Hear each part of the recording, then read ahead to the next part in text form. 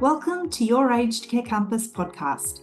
Join us to find out how to support your older loved ones at home. We're going to help you make sense of Australia's aged care system. We talk about legal and financial considerations for ageing and how chronic health conditions impact your older loved ones' well-being. And we share real-life stories of where it went wrong for people and how we got them back on track. Hi listeners, it's Michelle here. It's great to have you back for our next episode of Your Aged Care Compass. Today, we're talking about the difference between CHSP and home care packages, two different aged care programs. There's a bit of jargon in there. Coral, would you like to tell our listeners what CHSP stands for? Sure, Shell. It's the Commonwealth Home Support Program. It is a bit of a mouthful, so throughout today's discussion, we might be interchanging between CHSP and the Commonwealth Home Support Program, but it's the same thing. So what's the difference between CHSP and the home care packages program? So both of these programs come under the broader aged care program, and they're both accessed via My Aged Care. So the Commonwealth Home Support Program is the entry-level in-home support that people who have been assessed by a regional assessment service or a RAS, shortened, and home care packages are the coordinated service provision that are the next step up and are assessed by an aged care assessment team or the ACAT. Okay. CHSP services are fragmented, meaning there can be any number of providers delivering the approved services, whereas home care packages are coordinated, meaning that one provider coordinates all the services and support that you need at home. Providers of CHSP services hold the funding for the services, whereas with home care packages, the funding is allocated to the person, not the provider, though the funding still needs to be channeled via a provider. Okay. So how do people get access to CHSP-funded support?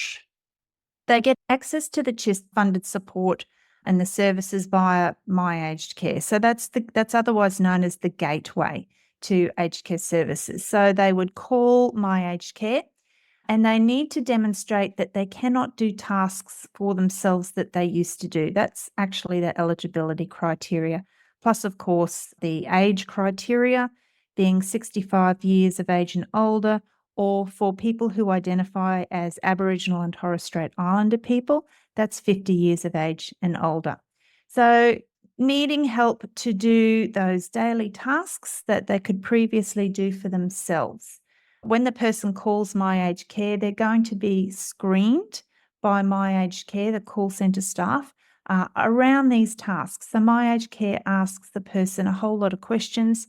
You know, can you cook for yourself? Can you still drive? Can you still shower yourself?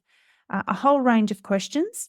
Then My Aged Care, if the person is presenting at entry level, that their needs are not high and not complex, My Aged Care will then forward that referral to the local regional assessment service, who will then take over and contact the person to complete their assessment.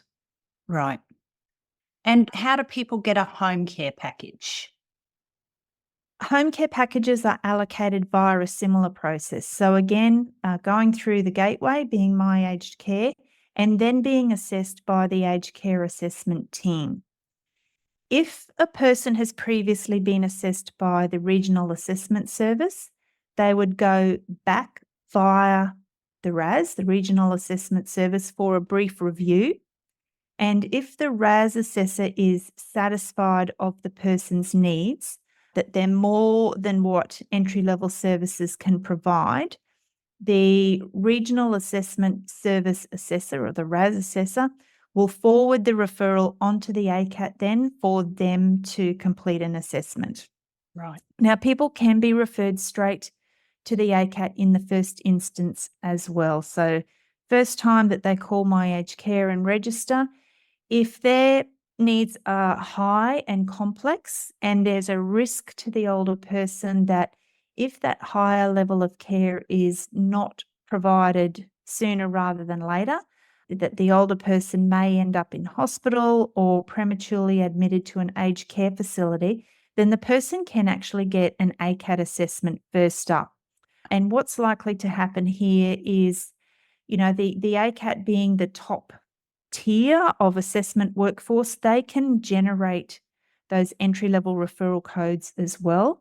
So what they might do is they will do their assessment.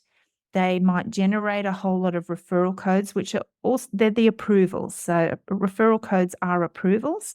Yep. And they may give a person a whole bunch of referral codes to potentially get some services in under that entry-level funding, but they'll also get approved for a home care package, and they'll go into the queue to wait for that package to be assigned, but that takes quite a few months. So some people may benefit from getting some of those entry-level type services started, sooner until they get their home care package assigned. Okay. And Coral, do people get the same services and the same level of services from each different program? Yes, the services that people receive, from the CHSP funded services and home care packages, yes, it can actually be the same type of service, but generally it's less frequently. So CHSP services tend to offer domestic assistance fortnightly and lawn maintenance about every 2 to 3 weeks, whereas under a home care package, people tend to receive weekly domestic assistance and potentially weekly lawn maintenance should they need it. Mm-hmm. Meals, transportation, social support, home maintenance, these are also services that are offered under the Commonwealth Home Support Program or CHSP. But a person may also have these type of services included in their home care package too, should they want that. Some people I've seen on CHSP services are getting much more support than people on a level 4 home care package, believe it or not. And a level 1 home care package, that's the lowest level of home care package. It's like the next step up from entry level. Doesn't provide that much support in reality. It's kind of similar to the amount of support that you might get under CHSP. So the same level is possible, but by and large, it's rare to see someone receiving such a high level of support on CHSP. It tends to be, it's designed to be basic needs, entry level, just a couple, maybe a few services at entry level. But as people progress up to the next level, their needs tend to be, a little more complex, or there might be a greater need, or they might be better to have coordinated services rather than those fragmented CHSP services at entry level. Right. How do people get their CHSP services? How do they get their CHSP services? Well, as I've already said, the screening happens with My Aged Care, and then they go on to have an assessment with a RAS assessor, the Regional Assessment Service. And from that assessment, they will be given, a bunch of referral codes or approvals. Now, in any given location, not all providers deliver CHSP services. There are only a certain amount of providers who deliver these services under this kind of funding. It's different to home care packages. So you'll get these referral codes. Now you can't just go to any provider. You have to have a provider who's got the CHSP funding accept those referral codes and then begin delivering those services. Right. The other point to note here, when those referral codes or those approvals are accepted by a provider, the provider, they may or may not actually have capacity to deliver the services. And we hear this all the time where a person has had an assessment at entry level and they've received a bunch of referral codes, but they can't actually get the services attached to those referral codes because, the provider just doesn't have the staff to deliver those services. Yeah. So it's really important that people are aware that just because they receive referral codes or approvals at entry level. In a perfect world, yes, they should get those services. But if no one has called the older person for weeks, there's probably a good indicator there that there's an issue, that the provider can't deliver those services. And it's really important for the older person or their representative to follow up and contact the provider and ask them that question. Can you deliver these services? If my mum's been approved for domestic assistance, can you actually deliver that? Is she going to get domestic assistance? Yeah, because we know the system's very oversubscribed, don't we? Yeah, absolutely. Look, there are so many tens of thousands of people vying for those CHSP services in any location. So it's a difficult sector to work in with staffing, and staff come and go, and that's kind of out of the control of the providers. So it fluctuates. So at one time, a provider might be able to deliver that CHSP funded domestic assistance, and they might lose some staff. And, the next month they might not be able to. So certainly an important point for people to be aware of. Just because they're approved, ideally it would, they should get those services, but they may not. Yep. And what about when someone gets a home care package? How do they get their services? So the home care package, it's, someone's had an ACAT assessment, they've been approved for one of the 4 different levels of home care packages. When the person is approved by the ACAT, that approval enters the National Priority System, otherwise known as the queue. And the person waits with all those many thousands of other people in that queue, moving ahead, every week, every month, until they get to the front of the queue, and then their home care package is assigned to them. So at this point in time, this can take anywhere from about 3 months to 12 months, depending on the level of home care package that the person is approved for. Yep. The higher level home care packages currently have a wait time of 9 to 12 months. So the level 3 and 4s, considerable time to wait. And just going back to those CHSP services, this is where a person might be receiving CHSP services to essentially tide them over until they're assigned, 9 months later, their level 3 home care package. Yep. Or what can also happen during the ACAT assessment is, the ACATs are very well aware of the wait times of the home care packages. And if they're going to approve someone at a level 3 home care package, knowing that that's going to be a 9 to 12 month wait, they could ask the person, would you be happy to accept an interim home care package? Now, this comes from the same bucket of funding as the home care package program. It's not a separate program. It's not something different. What it means is that the ACAT will effectively tick a little box and say that Mrs. Smith is happy to receive a level 2 home care package should one become available before her level 3 home care package is assigned to her. So potentially, someone might get CHSP services for, I don't know, maybe 2 months, 2.5 months. And then at that 3 month, perhaps 4 month point, Mrs. Smith might be offered a level 2 home care package, but she's still moving ahead in the queue to get her level 3 package. So then again, another 6 months later, her level 3 package will become available. It will be assigned to her, and then she will accept that. Yep. FlexiCare is a not-for-profit organisation which supports older people living in Brisbane's southern suburbs to live their best lives in their own homes and communities. FlexiCare don't have grand plans to be the biggest aged care provider. They want to be known for treating each one of their participants as an individual who they get to know well. They answer their phone calls personally when clients ring them. They give their clients easy access to a home care partner who can work with them to deliver the best mix of support possible. If you're in Brisbane South and want to know more, give their friendly team a call on 07 3422 8400 or check out their website flexi.org.au.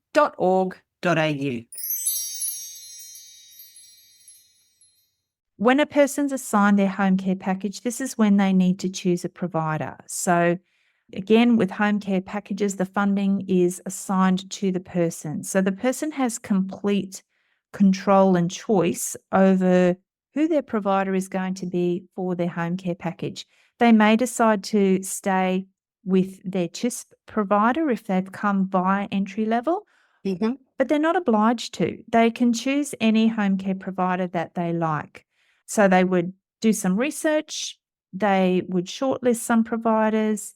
We always suggest 3 providers, call them up, have a chat with them, potentially get them to come around to your home, talk about what the older person's needs are, have a look at what funding is allocated, within a level 3 home care package, and talk about, how far that funding would go. Then based on those conversations, the person would choose their preferred provider and they enter into an agreement, a service agreement with the provider, which is essentially a contract. Yep. Once that agreement is signed by the provider and the older person themselves, the provider will then develop a care plan in conjunction with the older person, noting all their needs and their goals. And then from that point is where the service provision can begin. Okay. So given these 2 different funding programs, can you request from My Aged Care which type of funded services you want? No, you can't. The system won't let you do that. When you contact My Aged Care, it's at the discretion of My Aged Care where they're going to forward your referral. So based on the answers that you give My Aged Care during that screening process, they will work out if going to entry-level services is the most appropriate for you, or do you need to go straight to the ACAT and have an assessment with the ACAT, the aged care assessment team for a home care package. You can't just ring up and say, I want to have an ACAT assessment for a home care package. It comes back to you demonstrating the need and getting that information across when you're speaking with My Aged Care when you make that contact. Okay, really good to know. So as far as paying for services, does the person need to pay extra for the services they get, either through the Commonwealth Home Support Program or through a home care package? Kind of depends, Shell. So it's acknowledged that at entry level, those CHSP funded services, they generally attract a small fee because they've already been heavily subsidised by the government at entry level. So for transport, domestic assistance, we hear anywhere from $9, $10 for a service, domestic assistance, up to $20 or maybe $30. It's determined by the provider, but it's heavily subsidised. So it's not going to be like a full rate to have, domestic assistance might incur $10 per episode. Whereas if you get that kind of service in your home care package, it's going to cost a lot more. With home care packages, it does depend on your income. So, you may or may not have to contribute. And this is essentially, it's people who are deemed to have to pay for their services within home care package will have been assessed by Centrelink or Services Australia and been deemed to have to pay the income tested fee. So this is like case by case, individual basis. Essentially, people who are on a full age pension will not have to pay an income tested fee. Yep. But typically, people who are self-funded retirees and might have some income may have to contribute towards the cost of their home care package, and that's known as the income tested fee. And it's outside of the scope of the home care package, so it's not another fee that the package provider is putting on top of their care management and package management fees. This is entirely separate. So it's no use arguing with your home care package provider that you have to contribute this. This is a decision that's made by Services Australia. And that's a non-negotiable, isn't it? It's absolutely non-negotiable. Yeah. So, Coral, what would be the benefit of a home care package over CHSP services? It kind of depends on the individual, but essentially a home care package ensures that the services can be provided as the funding sits with the person, doesn't sit with the provider. So the funding sits with you. So when you're choosing your provider, you're making sure that the provider actually has the staff, has a pool of staff, support workers that can support you. Whereas with CHSP, when the provider holds the funding, we know that delivering those services is dependent on that CHSP provider having the staff there to deliver the services. So look, it is more of an assurance having a home care package that you will actually get the services that you need. Yep. Home care packages are also coordinated. So the difference again at entry level, the provider holding the funding. If you receive, let's say, 4 referral codes or approvals at entry level, you could have 4 different providers providing those services. So we call this fragmented. Whereas with the home care package, you have the one provider. So, all those services that you receive are coordinated by that home care package provider. So you have a better chance of having continuity of care. And, with a home care package at the highest level being a level 4, it provides reasonable funding. And at the moment, a level 4 home care package is just over $61,440 a year. Yep. It's reasonable funding. So you're not going to get that level of service provision. So the benefit of a home care package is certainly for people who have higher needs or more complex needs that need that higher service provision. The funding attached to those higher level home care packages is what's going to make that a reality. Okay. And Coral, could I decide to stay on the CHSP program even if I get assessed by the ACAT for a home care package? Yeah, you can. And we see people consider this when they have particularly an attachment to their long-standing support worker or their worker who provides their domestic assistance at entry level. Or, if you're one of those lucky people who are receiving lots of CHSP services, then you might decide to continue with your CHSP services and not accept a home care package. Right. But look, this is going to change in the future. Yep. I'm not going to get into that now because that's a whole other discussion, and possibly we might touch on it a little bit before we go. But also consider that if a person is on receiving CHSP services and then they get an ACAT assessment or the aged care assessment team, there's been a need identified for that person to actually get to the ACAT and be approved for a home care package. So it's certainly a choice that needs consideration.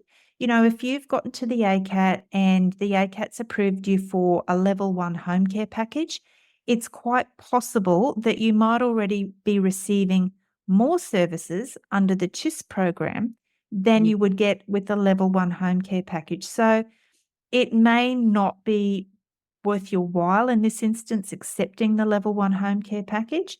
But if you've got potentially a level 2 or certainly those level 3 and level 4 home care packages, it would be my recommendation, to give some serious thought to accepting that kind of home care package, because for all the reasons we've discussed, the continuity of care, the coordination of care, we know that people that are getting approvals for higher level packages have more complex needs, and they're typically related to their health conditions as well. So staying on CHSP in those circumstances, probably not a great idea. Take the home care package. Yep. And if I'm receiving services, so this is either under the Commonwealth Home Support Program or under a home care package, can I change who provides my services if I would prefer someone else? You certainly can at entry level or at the next level. So at entry level, CHSP funded service provision, it is more difficult to find another CHSP provider. remembering that I touched on that point that not all providers have CHSP funding. So if you're dissatisfied with your current provider of entry-level services, you can certainly go looking for another provider that holds the CHSP funding, that delivers that same kind of service. So not all CHSP providers deliver domestic assistance, and they don't all deliver, lawn maintenance, and they don't all provide transport. So you need to be very clear that if you're not happy with your provider at entry level for your domestic assistance and you want to move to another CHSP provider, you need to make sure that that next CHSP provider actually offers domestic assistance, because if you reactivate that referral code and you think you're going to move to a different provider and then you found that, oops, the next provider doesn't provide domestic assistance, you're in a bit of a pickle. So, yeah, it is possible. I would say on the whole, it's uncommon. We don't tend to see people changing between CHSP providers.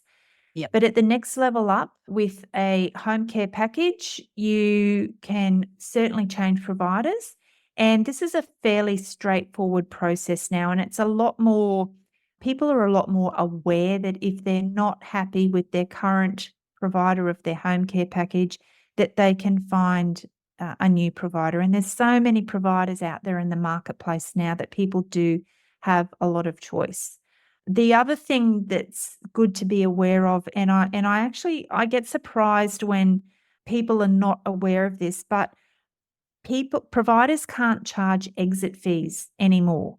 Yeah. When people want to move from one provider to the next, and when those exit fees did exist, that served as like a disincentive. So people, there were some providers out there, and I know one in my local area that was holding on to $2,000 of the person's package funding and told this person that if they move providers that the exit fee would cost them $2,000, which is absolutely outrageous. Yes. But they can't do that anymore. No provider can charge an exit fee. So it makes it a lot easier for people, if they're not happy with their provider of the home care package, do their research, choose a new provider, and they can move to that new provider knowing that they're not going to be charged an exit fee. Excellent. Coral, I know there are changes to the aged care programs coming due to the aged care reforms. Are these two programs that we've discussed likely to change in the near future? That's the question, Shell. Yes and no. And this has been going on since the final report from the Royal Commission. So there were 148 recommendations for reform from the Royal Commission, and one of them was the merging of the CHSP and the home care package program. Yes. Initially slated for July 2023, a huge task. So not surprisingly, was delayed until July this year, July 24. And kind of not surprisingly, again, it's now been delayed further until July 2027. So CHSP and home care packages are not going to merge until possibly July 2027. What is changing is the merging of the home care package program and another program that's assessed and approved by the ACATS, which is the short-term restorative care program. So those two programs, in accordance with the recommendations from the Royal Commission, are being merged, and this new program is going to be called Support at Home, and that's going to be introduced from July next year, July 25. Okay. Well, we've had a good discussion about the differences between the Commonwealth Home Support Program and the Home Care Packages Program. Both programs are accessed via a referral to My Aged Care, keeping in mind you can't request which program or assessment team will receive your referral. Which program is right for you really comes down to how much support you need at home. We've also written a blog about this topic. It's one of our most widely read blogs, so you can pop over to our blogs page and check that out too. The link to the blog will be in our show notes. Listeners, if you're enjoying what you're hearing, we'd love you to rate and review the podcast. And please tell your family and friends about it too. Remember also that we've just introduced our monthly Ask Me Anything episodes. So if this topic has prompted some questions, drop us an email via admin@cmeacn.com.au. Until next week, take care. Hey Care community, thanks for listening to this episode. So you never miss a show, make sure you subscribe to our podcast. If you'd like to know more about what we do, head to our website, cmeacn.com.au.